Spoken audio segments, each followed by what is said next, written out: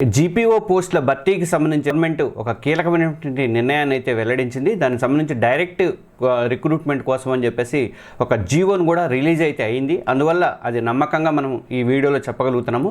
ఇవాళ వెలుగు పేపర్లో వచ్చినటువంటి ఆ వార్తను మీరు పక్కన చూస్తున్నారు. నాకు డైరెక్ట్ రిక్రూట్మెంట్లో జీపీఓ పోస్టులు, గ్రామ పరిపాలన అధికారులు ఉన్నాయి కదా, ఆ పోస్టులని భర్తీ చేయడానికి అని చెప్పేసి గవర్నమెంట్ అయితే, తెలంగాణ గవర్నమెంట్ డిసైడ్ చేసింది. కలెక్టర్లకే నియామకం బాధ్యత కానీ, క్రమశిక్షణ అధికారాలు కానీ, ఉత్తర్వులు కానీ అవన్నీ కూడా జారీ చేశారు. దానికి సంబంధించిన ఉత్తర్వులు జారీ చేశారు.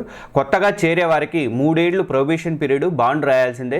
మొత్తం 10,954 గ్రామ పాలనా అధికారుల కొలువుల్ని భర్తీ చేయబోతున్నారు. అయితే ఆల్రెడీ పాత వీఆర్ఓలు, వీఆర్ఏలతో 5,000 దాకా, దాదాపు 5,000 పోస్టులు భర్తీ చేశారు. కాబట్టి మిగతా 5,000 పోస్టులని డైరెక్ట్ రిక్రూట్మెంట్కి ఇచ్చే అవకాశాలు అయితే మనకి ఎక్కువగా కనిపిస్తున్నాయి.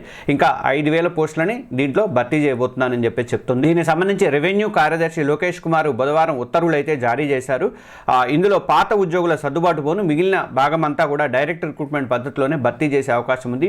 డిగ్రీ క్వాలిఫికేషన్ పెట్టారు ఈ గ్రామ పరిపాలన అధికారుల కోసం అని చెప్పేసి. షార్ట్కి సంబంధించిన ఫుల్ వీడియో కోసం ఈ కింద వీడియో డిస్క్రిప్షన్లో ఉన్నటువంటి లింక్ని మీరు క్లిక్ చేయండి.